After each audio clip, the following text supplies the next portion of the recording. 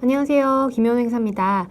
우리 이번 시간, 지난 시간에 이어서 메인 매출 전표 입력 진행할 거고요. 지금 보시면 이번 영세 페이지는요, 56페이지입니다. 네, 진행해 보도록 하겠습니다. 자, 지금 보시면 영세율 같은 경우에는요, 세금계산서 발급 의무가 면제되지 않는 영세율 매출거래. 우리가 영세율이라고 하는 거는 결국에는 국내에서 해외로 수출을 하는 경우에 적용을 하게 되죠. 수출을 하는 경우에 이 경우에 이제 0%의 세율을 적용을 해주게 되는데, 이때 우리 국내 거래처에서 해외 비거래처로 물건을 넘길 때 세금계산 발행을 할 수 있을까요? 할 수 없죠. 예, B는 우리나라처럼 뭐 부가세법상 사업자 등록을 한다거나 그렇지 않기 때문에 우리가 세금계산서 발행을 할 때 공급받는 자가 없는 거예요. 예, 그렇기 때문에 일반적으로 수출의 경우에는 세금계산서 발행 대상 거래가 아닌 게 되는 겁니다. 근데 어떤 거래에 대해서 영세율 매출 세금계산서 발급을 하게 되냐면 국내 거래임에도 불구하고 이게 국내 거래이지만 영세율이 적용이 되는 그런 예외적인 케이스에서, 그 경우는 국내 사업자 C와 국내 사업자 A 간의 거래에 해당이 되기 때문에 그거에 대해서는 영세율 세금계산서를 발행을 해라. 왜냐면 너희 둘 다 사업자 번호가 있지 않니? 예, 그렇기 때문에 국내 거래에 대해서는 영세율 세금계산서를 발행을 해야 됩니다. 보통 내국신용장, 구매확인서에 의해서 공급되는 재화 또는 용역입니다. 그래서 내국신용장이나 구매확인서가 개설이 되면요, 우리는 영세율을 드디어 적용할 수 있습니다. 예, 그렇기 때문에 영세율에 대해서는 영세율 세금계산서를 발행을 하게 되는 거고요.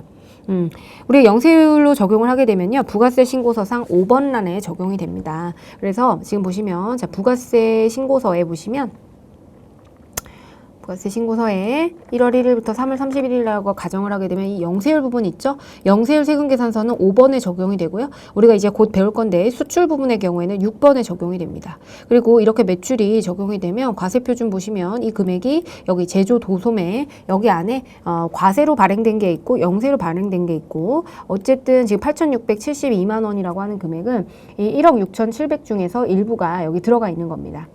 어쨌든 우리가 보시면은 어쨌든 요 1,000만 원은 이 과세 표준에 반영이 되고요. 그리고 영세율의 경우에는요, 영세율 매출 명세서라는 걸 작성을 하게 됩니다. 그래서 지금 보시면 영세율 매출 명세서라고 하는 서식. 그래서 여기 영세율 매출 명세서. 왜냐면은 이거는 영세율에 적용이 되기 때문에 내국 신용장 또는 내 구매 확인서에서 공급되는 재화 용역해서 여기 21조 여기 란에 금액이 기재가 되고요. 매출처별 세금계산서 합계표에도 영세율로 세금계산서 발행을 했기 때문에 세금계산서 합계표에 해당되는 여기에 영세율로 발행이 되는 겁니다. 1월에서 3월 달에 만약에 발행을 했다라고 한다면 그 금액도 영세율도 여기에 반영이 된다. 메인 매출장, 이건 메인 매출 전표 입력을 해야 되기 때문에 메인 매출장에 반영이 되는 거죠. 자, 그래서 우리가 영세와 수출이 크게 두 가지로 나뉘는데, 어쨌든 영세율이라고 하는 거는 영세율 세금계산서 발행을 한 겁니다. 영세율로 세금계산서를 발행한 거고요. 수출의 경우에는 세금계산서 발행하지 못하는 경우, 직접 수출이나 해외에서 제공하는 용역이나 국내에서 비거주자 또는 외국 법인에게 공급하는 재화 또는 용역, 이게 이제 해외 거래에 해당이 되는 거죠. 해외 거래. 근데 우리가 이제 영세율로 세금계산서 발행을 한다는 건 국내 거래인 경우에 적용이 되는 거예요. 국내 거래인데 영세율이 적용이 되는 수출재와 인가공 용역, 아까 지난 시간에 공부했던 거, 그리고 내국신용장과 구매확인서에 의해서 공급되는 이 두 가지 외에는 없습니다, 여러분. 그래서 이렇게 3번과 10번을 기억을 해두셔야 돼요. 이거 코드를 걸어주는 게 있거든요. 그렇게 되고요. 그리고 이제 보시면 페이지 56페이지 보시면은 여기 내용 제가 안 적어놨는데, 이 56페이지 아까 그 내국신용장과 관련한 내용 있잖아요.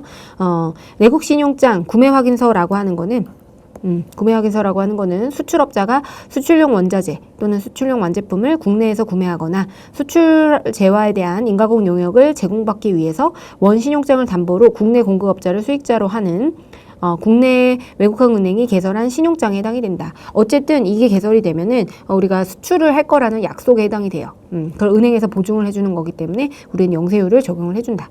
그리고 내국 신용장의 경우에는요, 그 개설 시기에 따라서 세금계산서의 과세 또는 영세율 차이가 발생을 합니다. 그러니까 이 내국 신용장과 구매 확인서도 제때 발행을 해줘야, 그래야지 영세율이 적용이 되는 겁니다.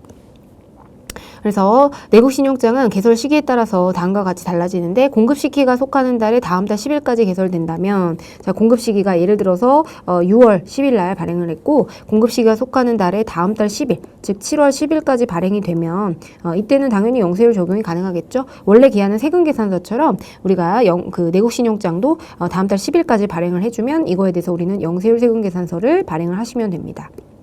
근데 만약에 우리가 발행을 못했어요. 발행을 7월 10일에 못한 거예요. 네, 그렇게 되면은 언제까지? 공급 시기가 속하는 달에 다음 달, 공급 시기가 속하는 달에 다음 달 10일 이후에 만약 발행을 하게 되면 과세기간 종료 후, 즉 과세기간이 언제죠? 6월 30일이죠. 아까도 말씀드렸듯이 6월 30일로부터 25일 이내, 즉 7월 25일까지 우리가 발급을 하게 되면 그때는 개설이 되는 경우에는 기존에 우리가 공급했던 거 이거를 우리 6월 10일에 공급했던 거 10%로 발행이 됐을 거잖아요. 이거를 취소하고 0%로 다시 발행을 하는 수정세금 계산서를 발행을 해준다. 언제까지 했을 때?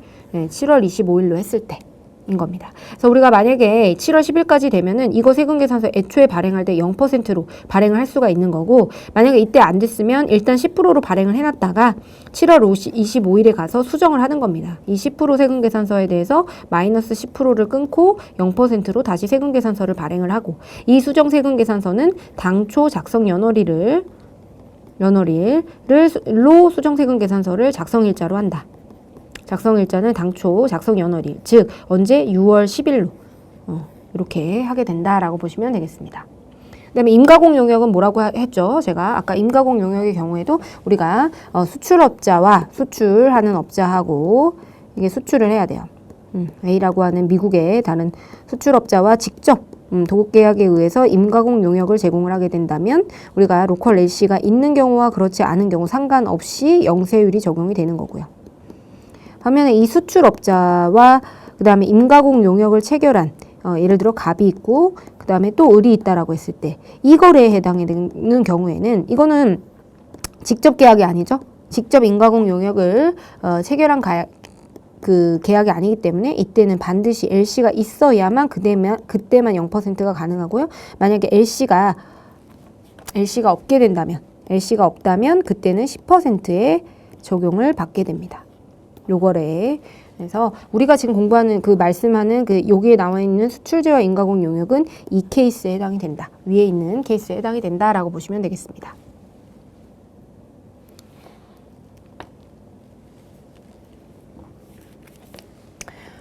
자, 다음 그러면 우리 문제 직접 풀어보도록 하겠습니다. 페이지 57페이지고요. 자, 2월 1일에는요, 당사는 수출업자인 한강무역과 수출제와에 대해서 임가공 용역을 체결을 했다라고 하네요. 수출제와 한강무역, 수출업자인 한강무역과 직접 계약을 했죠. 그러니까 이건 영세율이 가능하겠네요. 그러면 세금계산서는 부가세 부담이 최소화되는 방향으로, 즉 영세율로 하고 부가세법의 규정에 맞게 전자발행을 했고요. 대금은 다음 달 10일에 받기로 했으니까 아직 돈을 안 받은 거네요. 자, 그러면 문제 한번 풀어보겠습니다. 자, 그러면 얘를 나가고 메인 매출 전표. 자, 그래서 2월 1일에 해당이 되죠. 2월 1일에 해당이 되고, 자, 이때는 영세율 세금 계산서를 발행을 했겠죠. 수출제와 임가공 용역에 해당이 되기 때문에 수출제와에 대한 임가공 용역으로 부가세 부담이 최소화된다. 즉 영세율이 적용이 되면 영세율로 발행을 해라라는 내용이거든요. 그래서 500만 원 이렇게 입력을 하시면 여기에 이제 세율이 영세이기 때문에 0원으로 입력이 됩니다. 영세는 지금 밑에 보시면 12번입니다. 그리고요, 그러면 거래처는 한강무역에 대해서 전자로 세금 계산서를 발행을 했고 우리가 이 영세율은 뭐죠? 수출제와죠. 수출 임가공 용역, 수출제와 임가공 용역 10번 코드를 걸어 주셔야 됩니다. 네, 그래서 우리가 2급에서는 사실 직수출 아니면은 3번 내국 신용장 이것만 있었는데 수출제와 임가공 용역이 등장한다는 거 여러분들 기억해 두시고요. 이제 혼합분계로 해서 이거를 용역 매출로 하라고 했죠. 네, 용역 매출로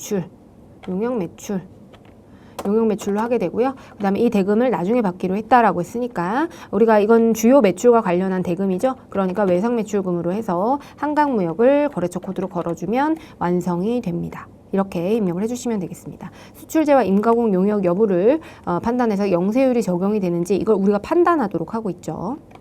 다음 문제 풀어보겠습니다. 자, 2월 2일이고요. 한강무역에 제품 500만 원을 구매 확인서에 의해서 매출하고 영세율 전자세금계산서를 교부를 했대요. 구매 확인서니까 영세율이 가능하겠네요. 대금은 150만 원은 현금, 나머지는 외상으로 한다. 제품을 판매했어요. 자, 그러면 보겠습니다. 2월 2일이고요. 지금 만약 구매 확인서에 의해서 매출했다는 거는 국내 거래라는 겁니다. 그렇기 때문에 자, 영세율로 적용이 돼야 되고 금액은 500만 원이네요. 500만 원 동일하게 됐고 한강무역에 대해서 우리가 전자로 세금계산서를 발행을 했고요.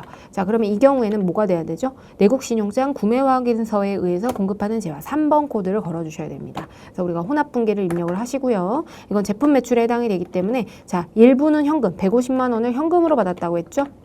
현금은 150만 원. 나머지는 우리가 외상으로 했다라고 했기 때문에 우리가 외상 매출금에 해당되는 금액 350만 원으로 입력을 해주셔야 됩니다. 자, 3번 보겠습니다. 자, 2월 3일이고요. 2월 4일 한강무역과 다음과 같은 계약 내용으로 내국 신용장에 의해서 제품을 납품했다. 그리고 영세율 전자세금 계산서를 교부했다. 대금은 작년에 현금으로 입금이 됐던 착수금을 상계한 잔액을 보통예금으로 받았다. 이 착수금에 대해서는 선세금 계산서를 교부했다. 자, 우리가 착수금 선발급이죠. 그래서 우리는 이제 제품을 언제 납품한 거예요? 지금 납품한 거잖아요. 제품 납품인데 이때 계약금을 받은 거예요. 네, 선수금이 있었던 거죠. 그래서 이거는 우리가 선발급 세금계산서라고 하죠. 대가를 먼저 받고 그다음에 세금계산서를 먼저 발행한 거예요. 그렇게 되면 이때는 우리가 이때가 공급 시기가 된다. 그래서 세금계산서를 이때 발행을 하게 되는 거고요. 그리고 나서 이제 인도가 이루어지는 거죠. 어쨌든 이거에 대해서는 우리는 선수금으로 처리를 했을 거기 때문에 총 계약 금액은 4,500만 원, 차수금 1,500만 원. 이게 뭐로 계상이 되어 있을까요? 선수금으로 계상이 되어 있겠죠. 그래서 나머지 납품 금액은 이제 3천만 원이 보통 예금으로 입금이 된다. 자, 그렇게 보시면 2월 3일 날요. 영세율이고요. 지금 보시면 4,500만 원인데 그 중에서 지금 이번에 발행할 건 뭐예요? 지금 1,500만 원은 이미 대가를 수령해서 세금계산서를 발행했어요. 그러니까 우리는 이 4,500만 원 중에서 1,500을 제외한 3,000에 대해서만 세금계산서를 발행을 하고요. 잘 보셔야 됩니다. 자, 영세율인데 여기까지는 아마 이해하실 거예요. 자, 그래서 영세율인데 이게 내국신용장이죠. 내국신용장 얘도 3번입니다. 그리고 이제 분계가 중요합니다. 자, 그럼 제품 매출은 언제 이루어지는 거예요? 인도 시점. 자, 회계처리 시점은 회계처리의 매출은 이때가 매출 시점입니다. 그렇기 때문에 4,500의 매출, 이 전액을 인식을 해야 되는 겁니다. 3천만 원만 인식을 하면 안 되고, 그러니까 이 위에 있는 이 전표와 이 밑에 있는 분계는 별개라는 거죠. 그래서 제품 매출은 4,500만 원이 되겠고요. 그리고 나서 대가를 우리가 기존에 받아놨던 선수금을 제하고 나머지를 받아야 되겠죠? 선수금은 1,500만 원 한강무역에 대해서 있었고 나머지에 대해서 보통예금으로 입금받았다라고 하니까 3천만 원 이렇게 입력을 하시면 되겠습니다.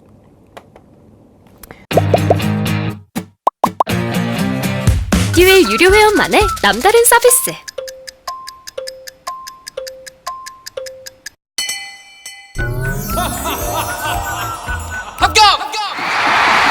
합격하고 돈도 받는 혜택. 오직 에듀윌 유료 회원에게만. 무료 합격! 자, 다음 갑니다. 그래서 영세율은 뭐 요 정도만 확인하시면 될 것 같아요. 네. 그리고 지금 보시면 아시겠지만 부가세법이 우리가 이 부가세법에 따라서 세금계산서를 발행을 하시게 되잖아요. 부가세법에 따라서 세금계산서를 발급을 하기 때문에 어떤 게 중요한가요? 공급 시기. 공급 시기에 우리가 세금계산서 발행을 해야 되잖아요. 그래서 공급 시기가 매우 중요합니다. 언제 공급 시기로 볼 건지, 그리고 금액을 과세표준에 포함하는 항목과 그렇지 않은 것들, 이런 것들을 구분해서 나오기 때문에 여러분 이론에서 공부했던 내용들 제가 되게 길게 수업을 했지만 다 쓸모가 있죠. 공부 열심히 하셨던 분들은 지금 내용들이 아마 이해가 되시면서 이걸 적용하는 훈련만 하시면 사실 득점을 하시는데 어렵지 않으세요. 그래서 아마 메인 매출 전표나 일반 전표가 많이 어렵게 느껴진다 이러신 분들은 부가세가 아직 약하셔서 그래요. 회계 처리는 잘 하시는데 부가세가 약하기 때문에 부가세도 공부를 좀 하시고 회계 처리도 약하신 겁니다. 그래서 회계 처리도 좀 이론을 공부를 잘 하셔야 적용을 할 수가 있다는 거 기억해 두세요.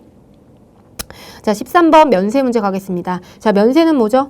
내가 뭔가 매출이 발생을 했는데 그거가 면세 대상이 되는, 이것도 다 부가세에 나오는 개념이잖아요. 면세 대상 재화나 그죠? 면세 대상 재화 또는 용역을 공급을 하게 되면 그때는 세금 계산서 대신에 뭘 발행해야 돼요? 계산서를 발행을 해야 됩니다. 그래서 면세 같은 경우에는요, 계산서를 발행을 하게 되고요. 부가세 신고 시에는 어디에 반영이 되냐면은 자, 부가세 신고 시 자, 보여드리겠습니다. 지금 부가세 신고서의 과세표준 명세에 보시면은 자, 과세표준 명세에 보시면 여기 80번 있죠? 이 위에는 과세 매출이 들어오게 되고요. 이 밑에가 면세 매출이 들어오게 됩니다. 그래서 우리가 면세로 계산서 발행을 하게 되면 여기에 입력이 되고요. 그리고 이 계산서 발급금액, 계산서 발급액은 여기 계산서 수취금액, 매입으로 전자 계산서를 받게 되면 세금 계산서 말고 계산서를 발급한 금액, 매출이 발생을 해서 요 금액은 여기에 놓이고 여기에도 입력이 됩니다. 그래서 80번하고 84번에 입력이 된다라는 내용이 이 내용입니다.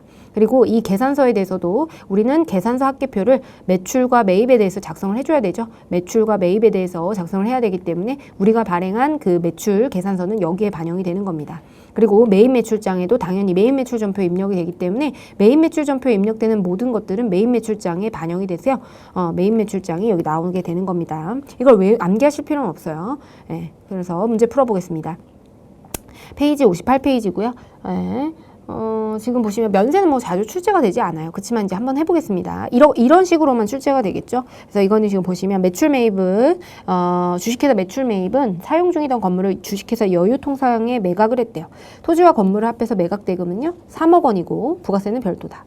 계약 조건에 따라서, 전자세금 계산서와 전자계산서를 발행했고, 매각 대금은 보통예금 계좌로 입금이 되었다. 라고 했을 때 전자세금 계산서와 전자계산서는 매입 매출 전표에서 입력을 하되 분계는 토지와 건물을 합해서 일반 전표에서 입력을 해라 라고 나와 있네요.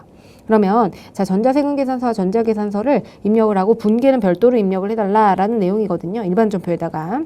자, 그러면 우리는 건물을 매각을 한 거예요. 그러면 그 대가를 우리가 토지와 건물 이렇게 두 가지를 입금을 받았을 텐데 이 3억 원이라고 하는 대가는 뭐와 뭐가 포함되어 있는 거죠? 토지와 그 다음에 건물을 일괄로 매각을 한 거예요. 이걸 왜 나눠줘야 될까요? 왜 나눠줘야 되냐면 토지는 계산서를 발행하고요. 그 다음에 건물의 매각은 세금 계산서를 발행합니다. 세금 계산서를 발행한다는 건 건물에 대해서 10%의 부가세가 붙는다는 거예요. 그렇지만 얘는 부가세가 붙지 않아요. 그래서 얘네들을 안분을 해줘야 되는데 그거는 기준시가로 안분을 하게 됩니다.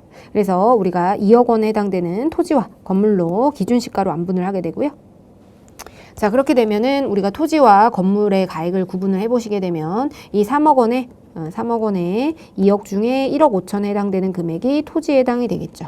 네, 토지에 해당이 돼서 토지의 금액은 2억 2,500이 되고요. 그 다음에 건물은요, 나머지가 되겠죠. 7,500. 그럼 7,500에 대해서는 부가세가 별도로 인식이 돼야 되겠죠.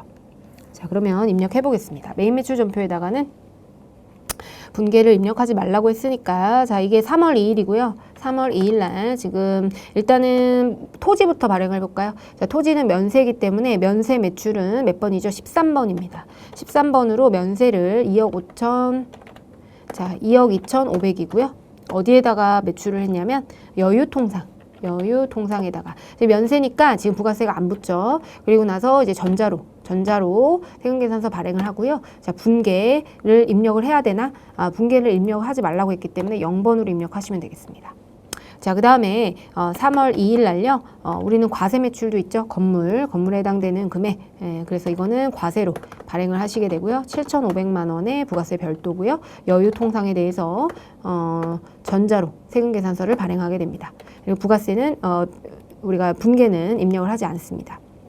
이처럼 지금 보면 부가세가 붙지 않는데 매입 매출 전표에는 부가세 신고서에 반영되는 항목들만 적는데 왜 면세를 매입 매출 전표에서 입력하나요? 이런 질문을 하시잖아요. 그 이유가 우리가 부가세 신고를 할 때 과세만 보고가 되는 게 아니고요. 면세 매출도 보고가 됩니다. 근데 제가 그래서 말씀드린 건 우리가 일반 전표에 입력되는 것들은 대부분 뭐 급여나 이렇게 부가세가 관련되지 않은 세금 계산서나 계산서를 발행하지 않는 그런 항목들이 일반 전표에 입력이 된다. 그래서 우리가 계산서 발행은 면세고 부가세를 납부하진 않지만 부가세 신고 시에 이렇게 계산서 발급금액, 면세 수익금액 이렇게 반영이 됩니다. 그렇기 때문에 매입 매출 전표에다가 부가세를 납부하진 않지만 입력을 한다라는 점을 좀 기억을 해두시기 바랍니다. 그럼 일반 전표에다가 입력을 하라고 했으니까 우리는 일반 전표에 가서 자, 이렇게 같이 출제가 돼요, 여러분. 그러니까 일반 전표에다가 입력을 하라고 근데 주긴 주니까 여러분들은 크게 걱정은 안 하셔도 되는데 어쨌든 그렇습니다. 자, 그러면 우리가 이제 분계를 한번 쳐보도록 하겠습니다. 자, 일단 보통 예금으로 돈을 받는데 뭐와 뭐를 지금 부가세 예수금은 얼마죠? 750만 원이죠. 예, 그럼 일단은 우리는 부가세 예수금을 750만 원을 만들어 놓고, 그죠? 그리고 나서 이제 건물과 토지를 넘겼기 때문에 기존에 우리가 장부가액을 알아야 돼요. 토지는 2억, 그다음에 건물은 5억이고 감가상각 누계액은 4억이네요. 자, 그럼 일단은 토지를 주고, 토지가 2억짜리인가요? 토지가 2억. 그다음에 건물의 경우에는 취득가액이 지금 보시면 5억이고요. 감가상각 누계액은 건물의 차관 계정이 돼야 되겠죠. 그러니까 차변에 203번을 누르면 건물에 대한 감가상각 누계액이 됩니다. 그래서 이 금액이 4억입니다. 그렇게 되면은 나머지에 대해서 이제 우리가 어떻게 되죠? 나머지가 우리가 돈을 받은 게 되겠죠. 네, 그래서 이렇게 보통예금 계좌, 매각대금은 보통예금 계좌에 입금이 되었다라고 했으니까 이렇게 나오게 되고요. 자, 우리가 보통예금 계좌에 입금된 거는 계약 조건에 따라서 우리가 3억, 3억에다가 750만 원을 더한 요 두 가지 금액, 토지와 건물가액에다가 이 3억 원에다가 이 부가세를 더한 금액이 우리의 받을 보통예금 계좌에 입금이 됐다고 했으니까 이렇게 3억 750만 원 이렇게 입력이 보통예금으로 되시면 되겠습니다.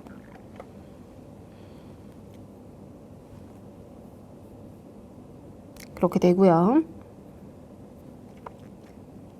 그리고 이거는 지금 유형자산 초분이익이 발생하지 않았어요. 왜냐면 장부가액이 지금 보시면 건물이 5억이고요. 감가상각 누계액을 차감하게 되면 건물의 장부가액은 1억이에요. 그리고 토지도 2억이고 그래서 토지와 건물의 장부가액이 3억인데 3억으로 거래를 했기 때문에 유형자산 처분손익은 발생하지 않는 겁니다, 여러분. 기억을 해두시고요.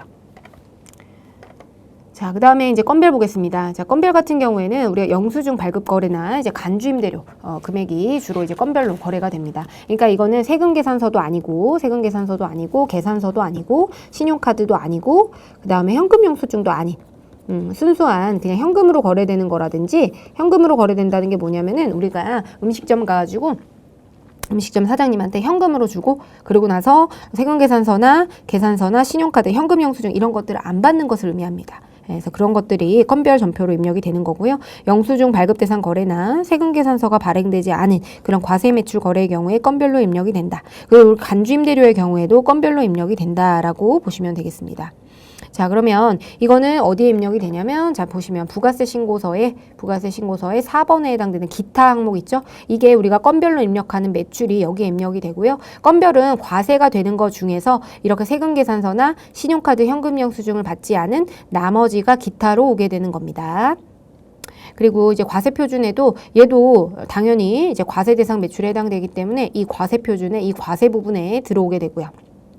아무튼 과세표준 금액은 여기에 놓이게 되는 2억 772만 300원 이 금액이 와야 됩니다. 이건 지금 잘못 다시 조회를 해야 되고요. 그 다음에 메인 매출장에도 당연히 반영을 하겠죠. 그래서 뭐 그렇게 보시면 되겠고 자 4월 1일 보겠습니다. 원가 500만 원의 제품을 접대 목적으로 매출거래처에 맥스투자 주식회사에 제공했다. 회계처리는 메인 매출전표 입력에서 하나의 분계로 처리한다. 자, 제품이 우리 시가는 660만 원이지만 원가는 500만 원이래요. 그러면 우리가 부가세법상 얘는 접대 목적으로 매출거래처 맥스투자 주식회사에 제공을 했다라고 했기 때문에 부가세법상에는 얘는 간주공급에 해당이 돼요. 그렇기 때문에 우리가 부가세를 얼마로 과세해야 돼요? 60만 원으로 과세해야 됩니다. 이건 왜 그런 거죠? 얘는 지금 원가를 500만 원을 주고 제품을 사온 거예요. 나는 제품을 사왔는데 이거를 주식회사 맥스투자에 원래는 어떻게 해야 되죠? 이 제품은 항상 판매를 해야 돼요. 고객한테 판매를 해야 되는데 우리가 판매를 하지 않고 판매 이외의 용도, 즉 접대로 처리를 하게 되면 이 500에 대해서는 50만 원의 부가세를 공제받았을 거 아니에요. 근데 우리는 접대를 해버렸죠. 판매 목적 이외에, 사용 목적 이외에 매출 창출에 기여하지 않게 되면 얘를 추징하게 됩니다. 근데 우리 부가세법상 구조가 이상해서 지금 잘못되어 있어서 이걸 추징하지 않고 이거를 매출한 것처럼 그래서 시가로 600만 원에 과세한 것처럼 60만 원을 부과하게 됩니다.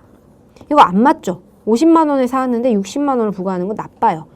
그렇지만 이건 증별적인 성격으로 너 왜 물건 사와가지고 딴 데다가 엄한 데다 쓰니? 라는 개념이기 때문에 60만 원을 과세하게 되는 겁니다. 시가로. 그래서 우리 간주 공급의 경우에는 재화의 시가로 과세가 된다라는 거 기억하시라고 말씀드렸고요. 그러면 이제 전표 입력해 보겠습니다. 이런 것들을 건별로 입력하는 거죠. 실제로 매출이 일어난 게 아니기 때문에 건별로 입력할 수밖에 없습니다.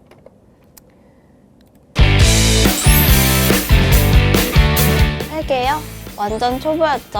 그것도 생초보. 퇴근하고 에듀윌 강의 들으면서 한 2달 정도 공부했던 것 같아요. 그래서 제가 세운 목표는 강의를 한번 다 듣고 기본기를 만든 후에 기출문제를 풀자 이거였거든요. 강의만 들어도 그 안에 기출문제로 그날 배운 내용 적용해서 풀어보는 거라 공부하는 데 도움이 많이 됐어요. 에듀윌은 합격이다! 자, 4월 1일이고요. 자, 그러면 이거는 우리가 건별로 입력을 할 수밖에 없고, 그죠? 14번 건별로 입력할 수밖에 없고, 부가세는 얼마로 과세돼야 돼요? 600만 원에 대해서 건별은 항상 이렇게 나뉘기 때문에 여러분들 잘 보셔야 돼요.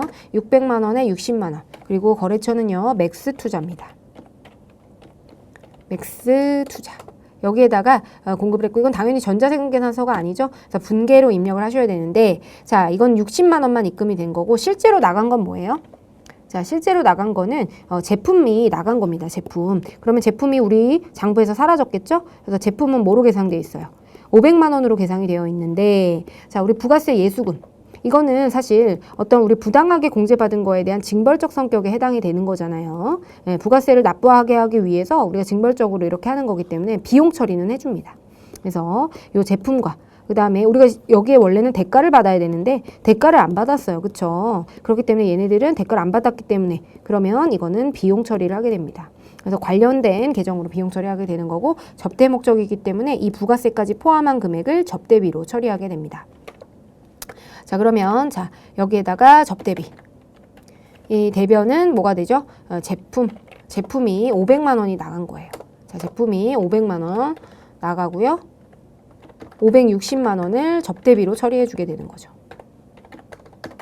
이렇게 우리 회계 처리는 이런 걸 제지하지 않아요. 제지하지 않기 때문에 부가세를 실제로 받아서 납부해야 되는데 받지 않고 납부했기 때문에 그거에 대해서는 비용 처리를 해주겠다라는 겁니다. 그래서 우리 부가세 예수금에 대해서는 60만 원, 그 다음에 제품에 대해서는 우리가 500만 원, 그리고 나머지 이 금액을 둘이 더해서 접대비로 관련된 계정으로 처리하게 됩니다.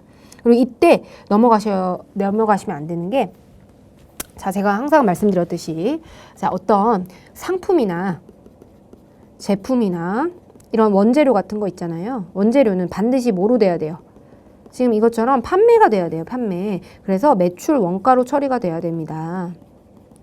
매출 원가로만 처리가 돼야 돼요. 판매가 되거나 그렇지 않거나 기말재고로 남아있거나 둘 중에 하나여야 되는데, 이 매출 원가가 아니라고 한다면 다른 계정이죠. 타 계정으로 매출 원가가, 원래 이 상품, 제품, 원재료는 판매 목적으로 존재하는 건데, 얘네들은 판매 목적으로 존재하는 건데 판매 목적 이외의 목적으로 사용이 돼서 타 계정으로 만약에 사용이 된다면 그때는 우리가 타 계정 대체라고 하는 적용 코드를 걸어주게 된다. 그래서 지금 보시면 접대비에 대해서 타 계정 대체에 해당되는 8번 제품에다가 해줘야 됩니다. 여기에다가 타 계정 대체에 해당되는 적용 8번을 반드시 기재해 주셔야 됩니다. 제품이 대변에 오면은 재고 자산이 대변에 오게 되면 이런 분계를 꼭 신경 써 주셔야 되고요. 하나 더 해보죠. 자, 4월 2일이고요. 주식회사 천국물산의 매출 실적이 당초 목표를 초과했대요. 그래서 본사와의 약정에 따라서 판매 장려금을 본사의 제품으로 제공을 했다는 거죠. 이것도 또 엄한 데다 썼어요. 그죠? 원가 1,500원에 사오면서 부가세 공제를 분명히 150만 원 받았을 거예요. 그래서 이만큼만 부과를 해야 되는데 우리 세법은 그렇지 않고 시가에 대해서 너 잘못한 거야. 왜 부당 공제 받니? 200만 원. 우리가 한가한 줄 알아? 200만 원 과세하는 거예요. 그래서 회계 처리는 매입 매출 전표에다 입력하고요. 판매 촉진비 계정을 사용해라 라는 거죠. 그래서 이 부가세, 이 금액은 이것도 마찬가지로 제품이 나간 거죠. 제품이 얼마가 나갔어요? 1,500만 원짜리가 나간 거라고요. 그럼 제품이 나갔는데 원래는 매출 원가로 처리가 돼야 되는데 매출 원가가 아닌 어떤 계정이죠? 판매 촉진비로 처리가 됐죠. 타 계정으로 매출 원가가 아닌 계정으로 처리가 됐기 때문에 얘는 08번 코드를 반드시 걸어줘야 되고요. 이때 부가세는요. 원래는 이 1,500만 원에 우리가 공제받았던 이 금액만 징수하는 게 맞는데 우리가 이건 징벌적인 체제로서 우리가 200만 원을 부가세로 부과하게 됩니다. 그래서 얘는 실제로 돈을 받지 않았는데 돈이 나가기 때문에 원래 받아서 내야 되잖아요. 근데 받아서 내지 못하기 때문에 그거에 대해서는 전액 다 비용 처리를 진행해 준다. 자, 문제 풀어보겠습니다. 자, 그러면 자, 이번에는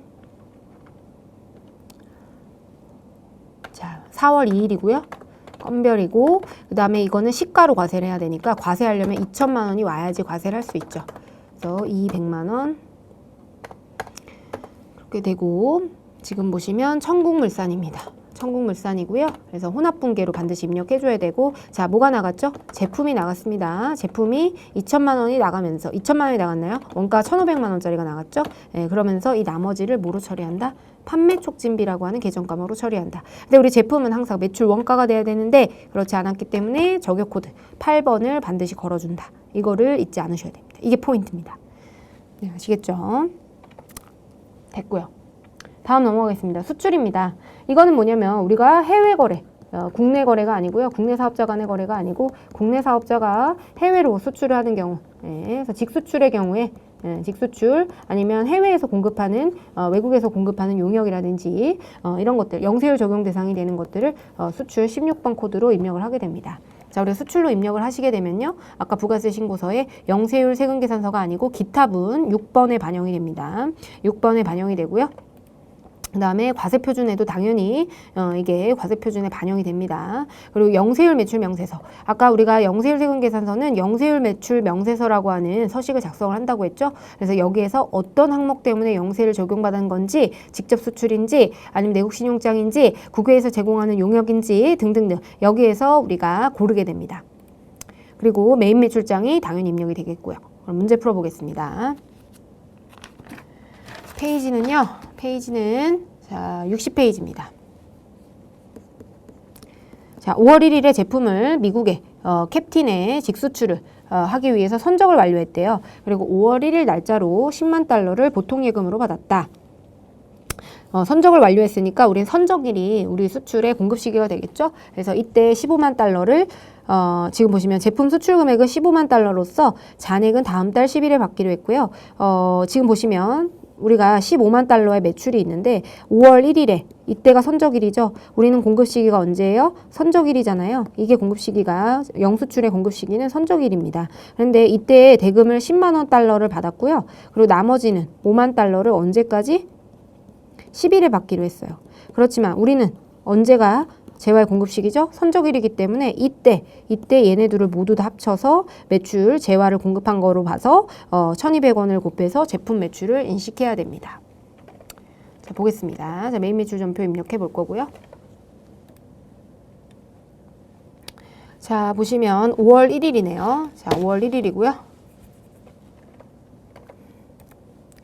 5월 1일이고 자, 얘는 이제 수출에 해당이 됩니다. 왜냐하면 지금 선적, 직수출을 했기 때문에 직수출은 16번으로 처리를 하셔야 됩니다.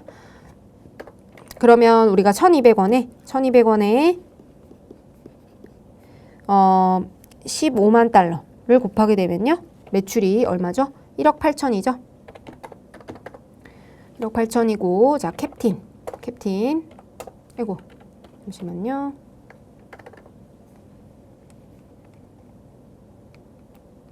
여기 캡틴이에요. 그죠?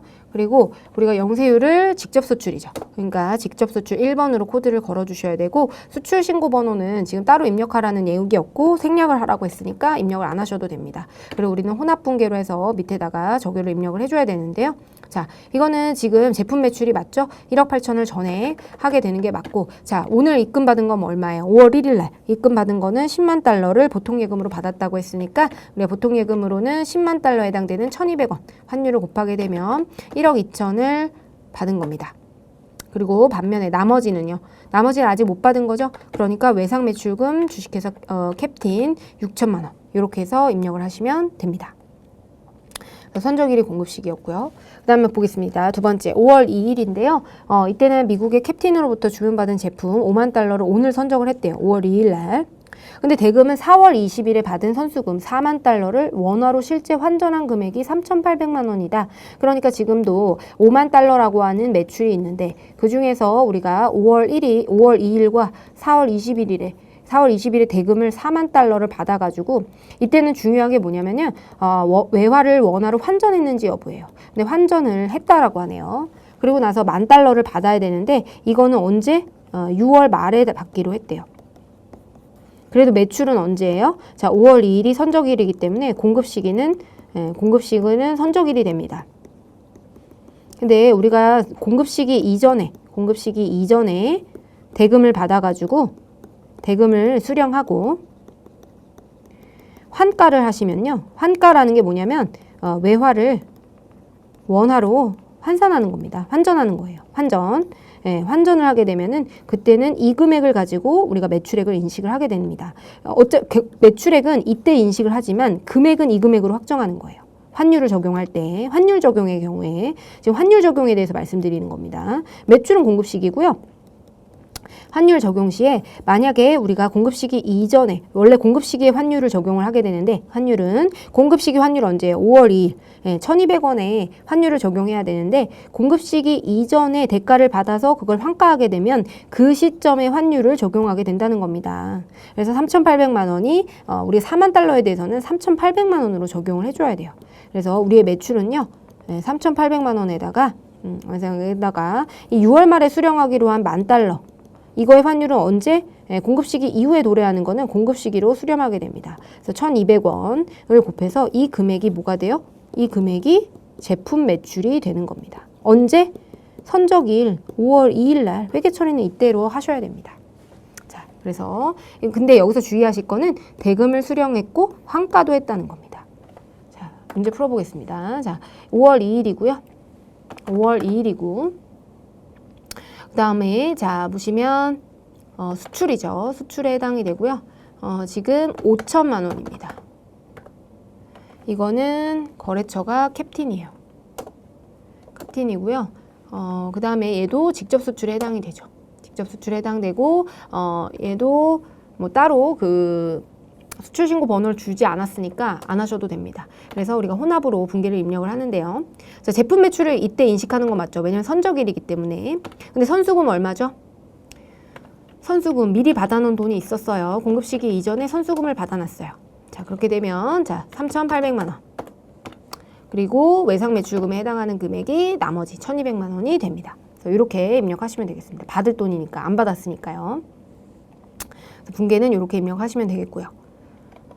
자, 그 다음 보겠습니다. 지금 거래 형태별 과세표준이라고 우리 전산세무 1급 실무 300페이지 보시면 됩니다.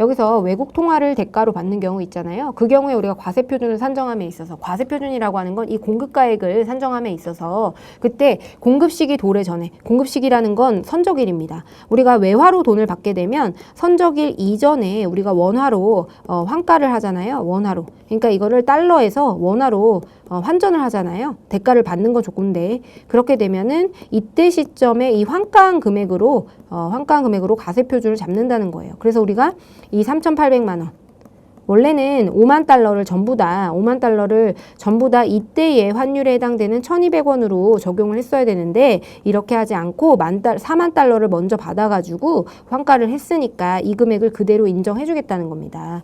그리고 나머지 10,000달러에 대해서 우리가 선적일의 환율로 적용을 한다라는 내용이었습니다.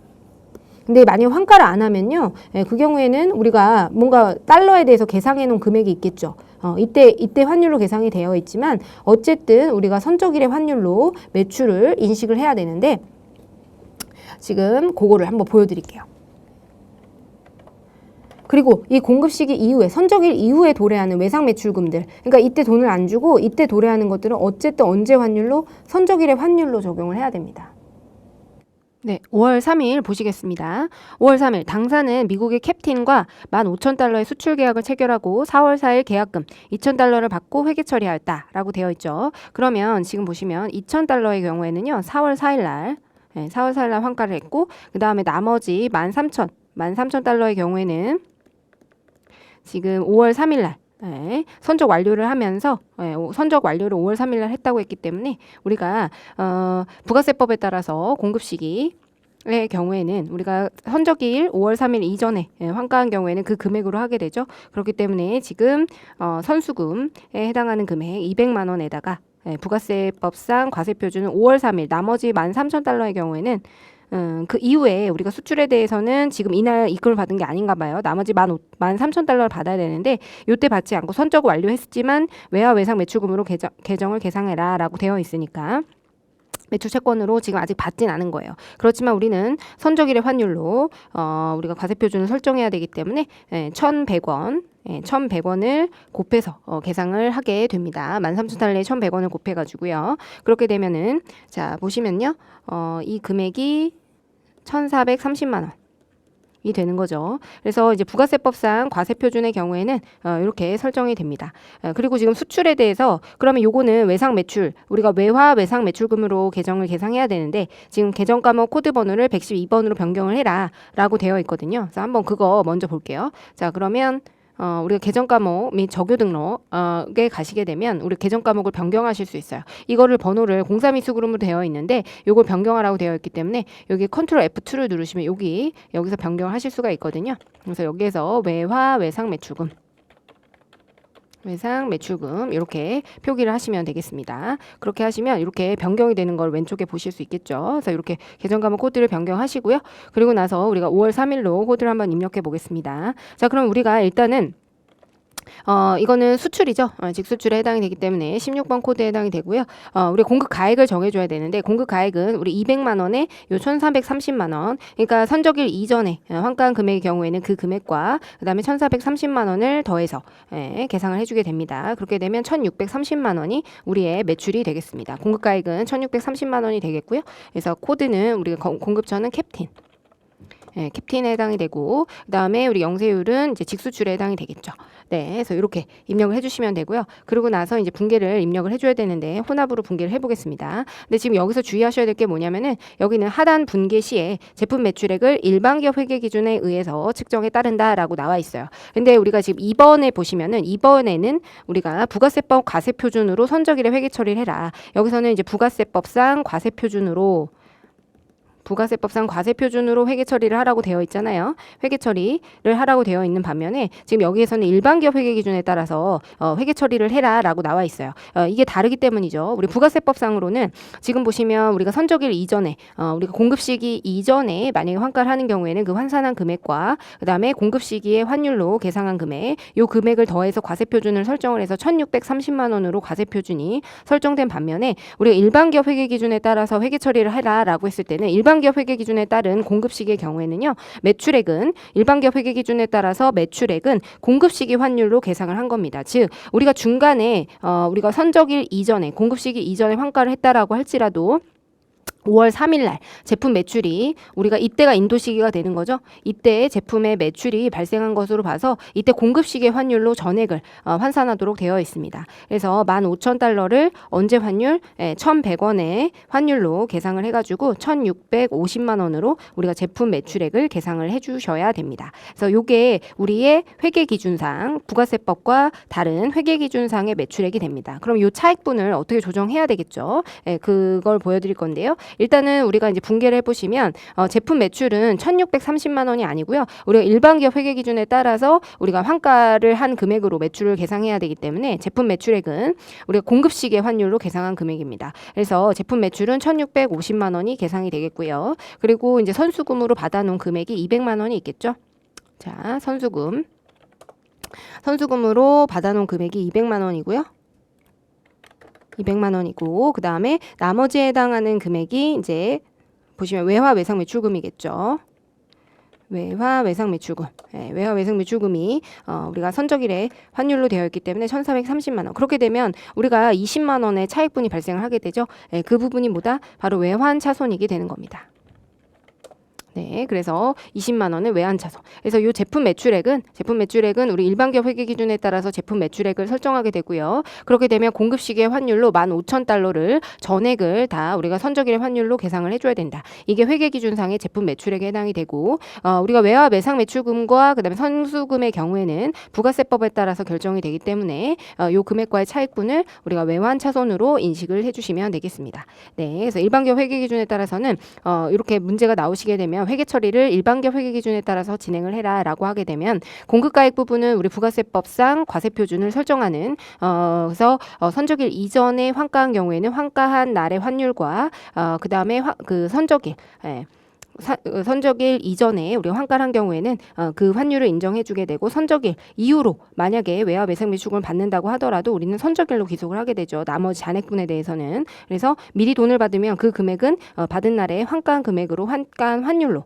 계상을 하는 반면에 우리가 만약에 공급 시기까지 우리가 미수구 아직 받지 못한 대금이 있다라고 한다면 그 채권의 경우에는 공급 시기 이후에 우리가 채권을 회수한다고 할지라도 공급 시기 환율로 계상하는 게 부가세법상 과세표준이죠. 그래서 부가세법상 과세표준으로 우리가 전표는 치대 분계해서 제품 매출액은 우리가 공급 시기의 환율로 전액이 계상이 된다라는 차이점이 있다라는 거 그렇게 보시면 되겠습니다. 자, 그 다음 4번 가겠습니다. 5월 4일이고요. 미국의 캡틴에게 동사 제품의 국내 판매 알선 용역을 제공했대요. 그리고 용역 대가를 7,000달러, 기준 환율은 1,090원이래요. 보통 예금으로 입금을 받았다. 이는 국내에서 외국 법인에게 공급되는 용역이고요. 부가세법에 의해서 영세율 대상에 해당이 되고요. 매출액은 용역 배출로 반영하고 영세율 구분 코드도 입력해라. 이건 정말 쉬운 거죠. 그래서 우리가 이거는 이제 7,000달러를 1,090원을 곱해서 계산을 하시면 되겠습니다. 그러면 요거 두 개를 곱하게 되면 자, 한번 입력해 볼게요. 5월 4일이고요.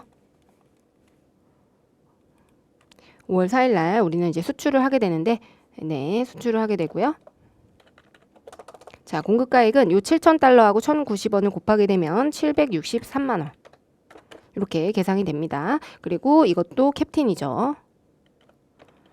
캡틴에게 이제 공급을 했고요. 이때는 우리가 국내에서 외국 비거주자나 외국 법인에게 제공하는 용역에 해당이 되기 때문에 지금 보시면 9번 국내에서 요거 9번에 해당이 됩니다. 그래서 요 코드를 걸어주시고 왜 우리가 영세율을 받는지가 중요한 거거든요. 분계를 입력을 하시되 요 매출의 경우에는 우리가 용역 매출이라고 하는 420번 코드를 사용하라고 했기 때문에 그리고 지금 보시면 이거를 보통 예금으로 입금을 받았다고 했죠. 네, 그랬기 때문에 보통 예금으로 상대 계정을 처리해 주시면 되겠습니다. 다음입니다. 5월 5일이고요. 일본 교토에 소재하는 캡틴에게 다음에 소프트웨어 개발 용역. 근데 이거는 지금 국외에서 제공하는 용역이래요. 그래서 용역의 제공 장소가 일본국 교토시. 국외에서 용역을 제공하고 그 대가인 30만 엔을 보통 예금으로 입금을 받았다. 그리고 매출액은 용역 매출로 반영하고요. 영세율 구분도 입력을 해라라고 나와 있네요. 그러면 국외에서 제공하는 용역에 해당이 되고요. 용역의 제공 장소가 국외죠. 그래서 우리가 이때는 언제 매출로 잡을 것인가? 언제 우리가 환율로 계산을 할 것인가가 이제 관건이 되는데 우리가 용역의 제공의 경우에는요. 용역의 공급의 경우에는 용역 제공 완료일. 용역 경부는 용역 제공 완료일이 공급 시기가 됩니다.